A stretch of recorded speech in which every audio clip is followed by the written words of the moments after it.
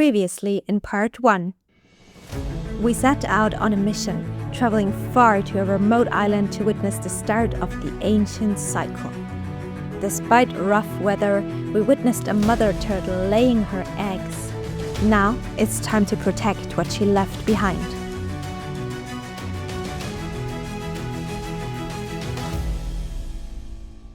A few hours later, the conservationists carefully dug up the eggs, counted them, and relocated them to the hatchery, where they will be protected from illegal egg poachers, human disturbance, and rising sea levels. Here, they'll be monitored until they hatch. After we relocate the eggs from the nesting site to the hatchery, in the hatchery, the eggs will be incubated for around 2 months. It's around 55 to 60 days, and then after that, they will hatch. In the meantime, the Reef Guardian team takes care of the hatchery. They clean it regularly, check each nest, and make sure the conditions are just right, because every egg matters.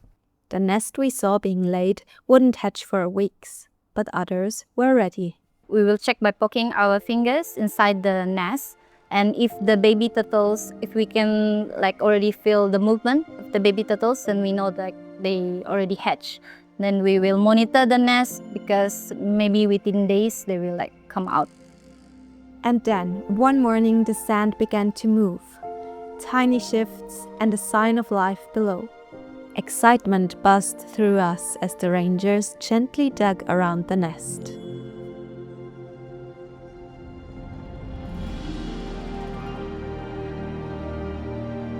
To wake the hatchlings, they sprinkled a little bit of sand over the entrance, just like a morning alarm for the turtles. And just like that, the nest erupted with life.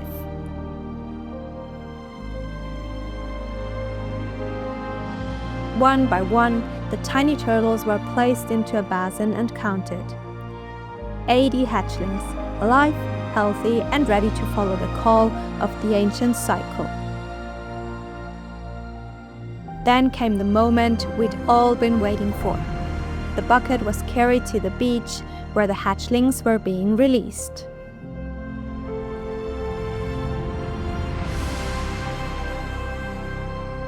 Turtles don't need to be shown the way. They follow the sound of the waves and the slope of the sand, guiding them home. Waddling with purpose, they all headed straight for the sea.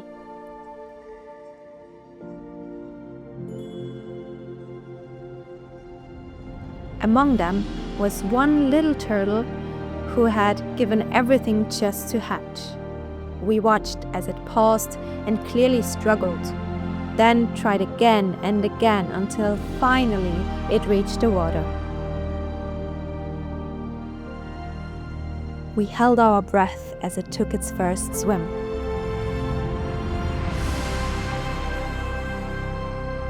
And just like that, all the hatchlings were home. But the journey was just beginning for them. The turtles swam straight for the open ocean because the reef is full of hungry predators, reef sharks and jackfish. It is estimated only 1 in 1,000 of the baby turtles will survive to the adulthood. So meaning even if we release hundreds of turtles today, not all will eventually reach to the adulthood. Some will make it, most will not.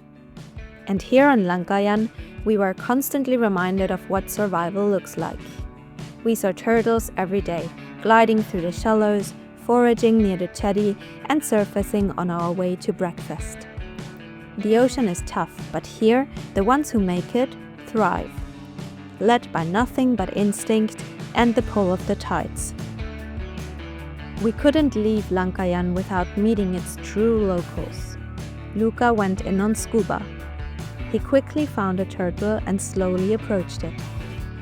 The turtle continued to calmly graze on its favorite meal, seagrass. I followed and freedived, observing the turtles for hours. We floated beside one another, no longer strangers, just two species sharing the same moment in the same sea. And maybe years from now, one of the turtles will return to this very beach to lay her own eggs, and the cycle will begin again. From sand to sea, from one generation to the next. This is the journey of the sea turtle, and it begins right here.